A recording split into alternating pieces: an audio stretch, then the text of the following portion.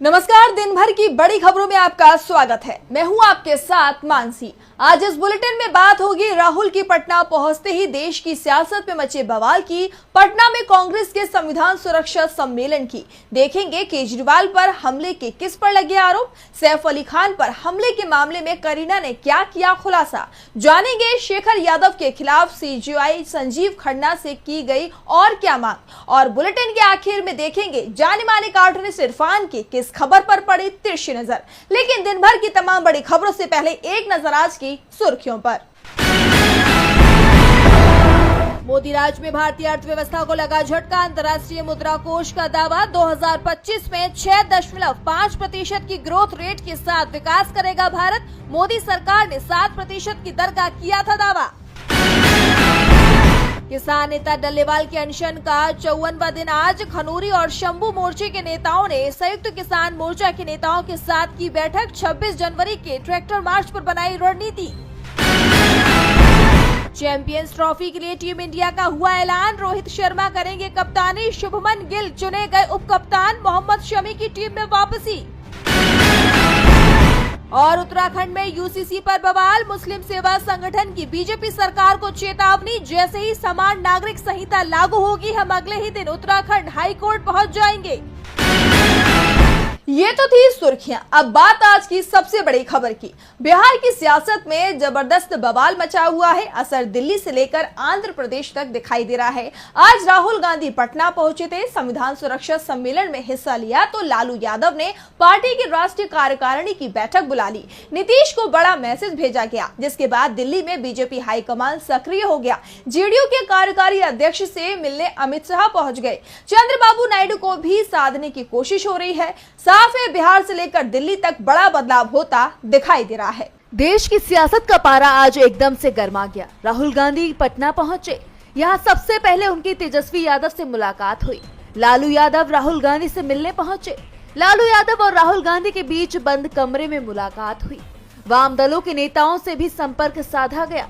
बैठक में बिहार में सरकार बनाने को लेकर चर्चा की गई है। नीतीश को लालू ने जो ऑफर दिया उस पर भी बात होने की खबर है। इसके बाद दावे हो रहे हैं कि बिहार में बहुत जल्द ही बदलाव हो सकता है। नीतीश कुमार को लेकर चर्चाएं चल रही हैं कि वो अभी भी असमंजस की स्थिति में हैं। जिस तरह से एनडीए के अंदर से ही उन पर अब हमले शुरू हो गए हैं, उसके बाद नीतीश मुश्किल में है। दिल्ली लौटने से पहले राहुल गांधी आंदोलन कर रहे बीपीएससी के छात्रों से मिलने पहुंच गए, उनकी शिकायतों को सुना। तो दूसरी तरफ आज लालू यादव ने पार्टी की राष्ट्रीय कार्यकारिणी की बैठक बुलाई थी, जिसमें फैसला लिया गया कि पार्टी के उम्मीदवारों से दूसरे हर फैसले में तेजस्वी यादव लालू यादव की तरह फैसला ले सकते हैं। यानी तेजस्वी को पार्टी के राष्ट्रीय अध्यक्ष की ताकत दे दी गई है। लालू यादव ने बैठक में ऐलान कर दिया कि बिहार में अब चुनाव आ गया है। महागठबंधन को चुनाव देखना है और जीतकर सरकार बनानी है। इस बार 2020 जैसी कोई चूक नहीं होनी है। पार्टी नेताओं से लालू ने चुनाव की तैयारियों में जुटने के लिए कहा है। पटना में महागठबंधन के नेताओं के जुटने और नीतीश की नाराजगी की खबरों का असर दिल्ली तक दिखाई दे रहा है। नीतीश की पलटी मारने की खबरों से परेशान अमित शाह अचानक ही जेडीयू के कार्यकारी अध्यक्ष संजय झा के घर पहुंच गए। चंद्रबाबू नायडू से भी उनकी मुलाकात का कार्यक्रम तय हो गया है। साफ है, बीजेपी को भी अब जेडीयू और टीडीपी के पाला बदलने की चिंता दिखाई दे रही है। अगर ये दोनों ही दल पाला बदलते हैं तो 2 राज्यों से तो एनडीए की सरकार जाएगी ही, केंद्र से मोदी सरकार की विदाई भी हो जाएगी और महागठबंधन सत्ता में आ जाएगा। बिहार में मची सियासी हलचल ने मोदी सरकार की नींद उड़ा दी है। अमित शाह सरकार बचाने की कोशिश में जुट गए हैं, तो इस बीच पटना में राहुल गांधी ने एक बार फिर आरएसएस चीफ मोहन भागवत और मोदी सरकार पर तीखा हमला किया है। उन्होंने कहा कि संघ और बीजेपी संविधान को हटाना चाहती है। और क्या कुछ कहा राहुल गांधी ने, देखिए ये रिपोर्ट। पटना में संविधान सुरक्षा सम्मेलन में राहुल गांधी ने एक बार फिर आरएसएस चीफ मोहन भागवत और बीजेपी पर करारा हमला किया है। राहुल ने कहा कि आरएसएस प्रमुख मोहन भागवत कह रहे हैं कि भारत को 15 अगस्त 1947 को आजादी नहीं मिली, तो वे भारत के संविधान को खारिज कर रहे हैं। आरएसएस प्रमुख मोहन भागवत भारत की हर संस्था से डॉक्टर BR अम्बेडकर, भगवान बुद्ध, महात्मा गांधी की विचारधारा को मिटा रहे हैं। वो सोशल स्ट्रक्चर को मिटा रहे हैं। संविधान में कहा लिखा है कि हिंदुस्तान का पूरा धन 2-3 लोगों के हाथ में जाना चाहिए। संविधान की लाल किताब हाथ में लेकर राहुल ने कहा कि हमारा संविधान कोने कोने में पहुंच गया है। ये हमारे लिए संविधान सिर्फ एक किताब नहीं है, बल्कि हजारों साल की सोच, हिंदुस्तान की सोच है। हर राज्य के महापुरुषों की आवाज इस संविधान में है। देश में दलितों की आवाज को दबाया गया है, लेकिन देश के संविधान में लाखों करोड़ों लोगों की आवाज है। संविधान ने लोगों के उस दर्द को पूरी तरह तो नहीं, लेकिन थोड़ा तो कम किया है। राहुल ने गंगा नदी की ओर देखा और कहा कि इसका पानी हर जगह पर है। जैसे गंगा का पानी सब जगह जाता है, वैसे ही संविधान की सोच हर व्यक्ति और संस्था के अंदर गंगा के पानी की तरह जाए। बीजेपी चाहती है कि संविधान को उठाकर फेंक दिया जाए, लेकिन हिंदुस्तान की जनता ने कहा कि इसको सिर पर नहीं रखा तो जनता आपको फेंक देगी। फिर मोदी आए, चुनाव बाद इसको मत्था टेका और चले गए। आज के हिंदुस्तान में एक सांसद के पास पावर नहीं है। मैं मिलता हूँ बीजेपी के दलित सांसद से, वो कहते हैं कि हमें पिंजरे में बांध कर यहाँ कैद कर रखा है। राहुल ने कहा कि कंपनियों के मैनेजमेंट की लिस्ट निकालो, उसमें एक पिछड़े या दलित का नाम दिखा दो। मीडिया में एंकर और मालिक की लिस्ट निकालिए और एक का नाम दिखा दीजिए। फिर मैंने लिस्ट निकाली, एक भी दलित पिछड़े लोग नहीं दिखे। देश में पिछड़ों की आबादी 50% है, कोई जानता नहीं है। दलितों की 15% और आदिवासी की 8% है। हिंदुस्तान की सरकार 100 रुपए बांटती है तो बजट में भागीदारी 5% है। राहुल के तेवर से साफ है कि वो अपनी लड़ाई जारी रखेंगे। राहुल के तीखे तेवरों से बीजेपी बैकफुट पर है तो दिल्ली में दिख रही संभावित हार से भी बीजेपी के नेता बौखलाए हुए दिखाई दे रहे हैं। आम आदमी पार्टी ने दिल्ली चुनाव को लेकर बड़ा दावा किया है। आपने कहा है कि केजरीवाल पर बीजेपी के लोग हमला कर रहे हैं, उनकी जान संकट में है क्योंकि बीजेपी को हार तय दिखाई दे रही है। इस बीच आपकी तरफ से आज बीजेपी पर और भी कई आरोप लगाए गए। देखिए ये रिपोर्ट। दिल्ली चुनाव को लेकर सभी पार्टी लगातार चुनाव प्रचार करने में जुटी हुई है। जनता के लिए तमाम लोक लुभावने वादे कर रही है। इसी कड़ी में आम आदमी पार्टी के राष्ट्रीय संयोजक अरविंद केजरीवाल ने एक और गारंटी का ऐलान किया है, लेकिन इस बार ये गारंटी दिल्ली में किराएदारों के लिए है। दरअसल अरविंद केजरीवाल ने दिल्ली विधानसभा चुनाव के लिए एक और बड़ी घोषणा की है। उन्होंने कहा कि दिल्ली में किराएदारों को मुफ्त बिजली और मुफ्त पानी का लाभ नहीं मिल रहा है। चुनाव के बाद जब हमारी सरकार बनेगी तो हम ऐसी योजना लाएंगे जिससे किराएदारों को मुफ्त बिजली और मुफ्त पानी मिलेगा। उन्होंने कहा कि इस योजना से पूर्वांचली समाज को बड़ा लाभ मिलेगा। इसी के साथ केजरीवाल ने दावा किया कि आम आदमी पार्टी के ऊपर बनी डॉक्यूमेंट्री अनब्रेकेबल की स्क्रीनिंग बीजेपी ने रुकवा दी है। उन्होंने कहा कि आईटीओ पर आज एक डॉक्यूमेंट्री दिखाई जानी थी, दिल्ली पुलिस ने इसकी स्क्रीनिंग रोक दी है, जबकि ये कोई राजनीतिक कार्यक्रम नहीं था। ये पत्रकारों के लिए प्राइवेट स्क्रीनिंग थी, क्योंकि बीजेपी डरी हुई है। आप पर बनी हुई फिल्म की स्क्रीनिंग अवैध तरीके से रोक दी गई है। डॉक्यूमेंट्री में ये दिखाया जाना था कि कैसे आपने बीजेपी की साजिशों का सामना किया है। प्राइवेट स्क्रीनिंग के लिए चुनाव आयोग की अनुमति की आवश्यकता भी नहीं होती है। इस बीच आम आदमी पार्टी ने आरोप लगाया कि हार के डर से बौखलाए बीजेपी ने अपने गुंडों से अरविंद केजरीवाल पर हमला कराया है। आपके मुताबिक बीजेपी प्रत्याशी प्रवेश वर्मा के गुंडों ने चुनाव प्रचार करते वक्त अरविंद केजरीवाल पर ईंट पत्थरों से हमला कर उन्हें चोट पहुंचाने की कोशिश की है ताकि वो प्रचार न कर सके। लेकिन हम बीजेपी की इन हरकतों से डरने वाले नहीं है। दिल्ली की जनता इन्हें जवाब देगी। बताते चलें कि आज प्रत्याशियों की ओर से दाखिल किए गए नामांकन पत्रों की जांच की गई, जबकि नामांकन वापस लेने की अंतिम तिथि 20 जनवरी है। कई पार्टियों की ओर से प्रत्याशी के साथ साथ डमी कैंडिडेट की ओर से भी नामांकन दाखिल कराया गया। जांच के बाद कई प्रत्याशी नामांकन वापस ले सकते हैं। दिल्ली में मचे सियासी घमासान से बीजेपी मुश्किल में फंस गई है तो महाराष्ट्र में जहां 1 महीने पहले ही बीजेपी की सरकार बनी है वो भी मुश्किल में दिखाई दे रही है। देवेंद्र फडणवीस सवालों के घेरे में है क्योंकि मुंबई की सुरक्षा में लगातार सेंध लग रही है। बॉलीवुड स्टार सैफ अली खान पर हमले के मामले में लगातार बड़े खुलासे हो रहे हैं, लेकिन पुलिस मुख्य आरोपी तक नहीं पहुंच पा रही है। एक्टर सैफ केस की जांच में जुटी पुलिस की टीम ने करीना कपूर का बयान दर्ज किया। पुलिस उनके आवास पर पहुंची और घटना से जुड़े तमाम सवाल किए। एक्ट्रेस करीना कपूर की स्टेटमेंट के बाद मामले और हमलावर से जुड़े कई बड़े खुलासे हुए हैं।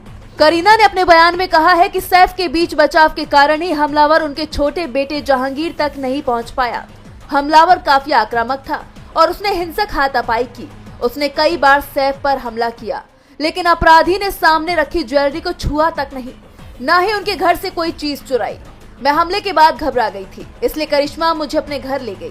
फिलहाल हमलावर के कुछ भी न चुराने पर उसके हमले के इरादे पर सवाल खड़े हो रहे हैं, तो वहीं कांग्रेस नेता ने सरकार पर सवाल खड़े कर दिए हैं।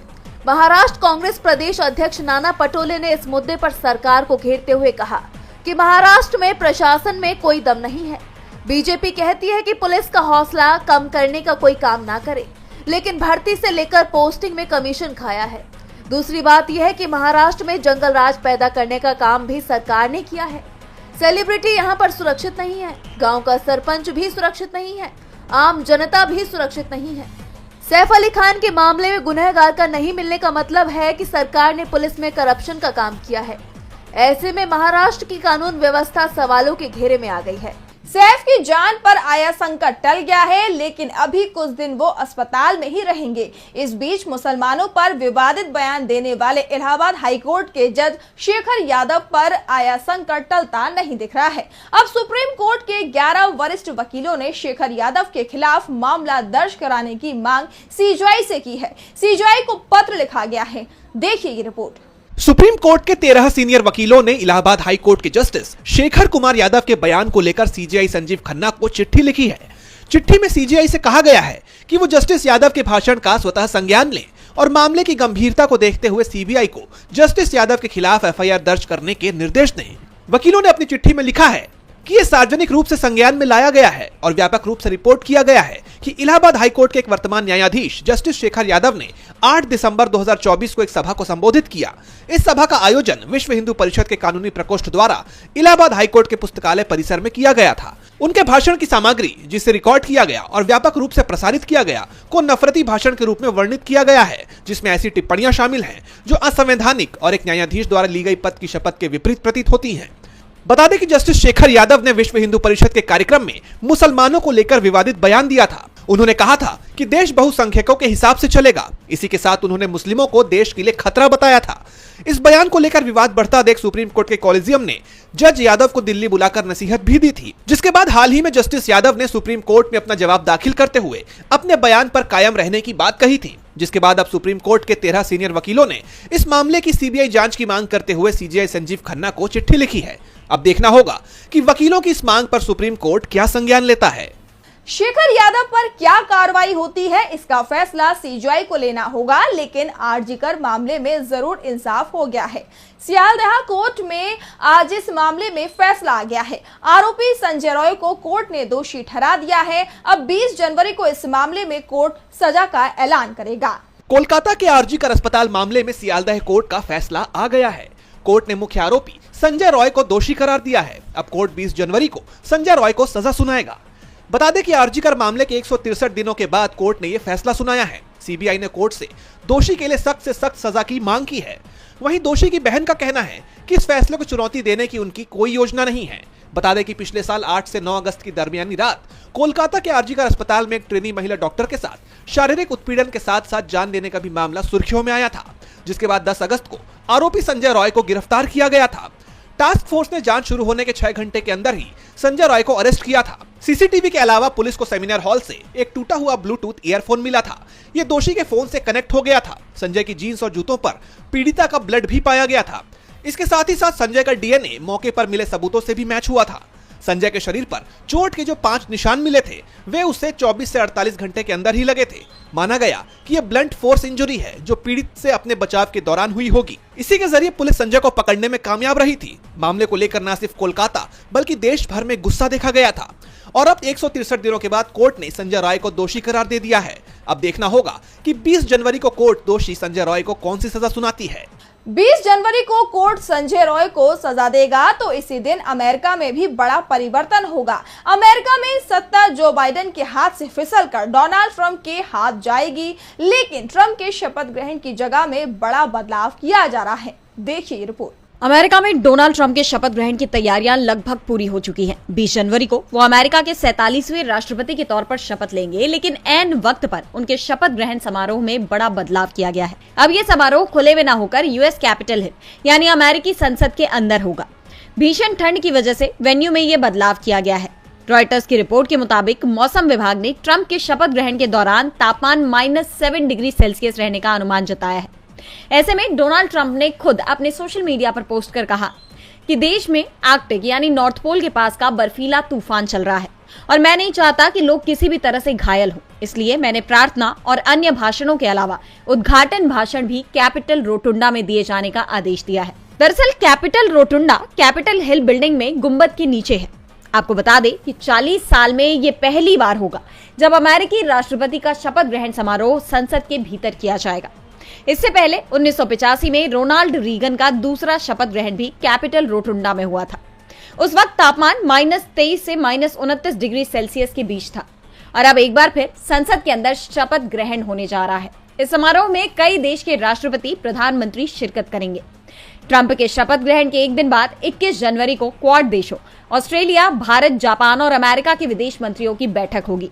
इस दौरान कई अहम मुद्दों पर चर्चा होगी और साथ ही ये भी साफ हो जाएगा कि क्वाड में शामिल देशों के प्रति ट्रंप क्या रवैया अपनाने वाले हैं। और बुलेटिन के आखिर में देखेंगे जाने माने कार्टूनिस्ट इरफान की किस खबर पर पड़ी तिरछी नजर।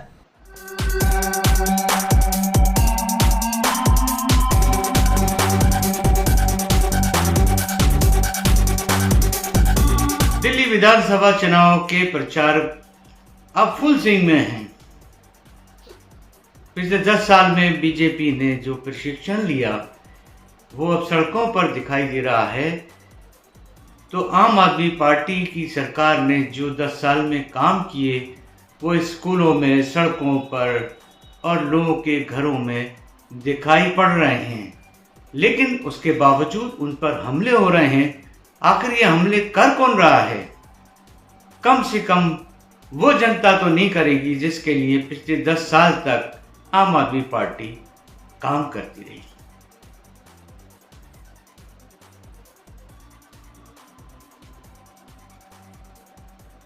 बहुत बहुत शुक्रिया इरफान जी। तो आज इस बुलेटिन में इतना ही। आप देखते रहिए डीबी लाइव। नमस्कार।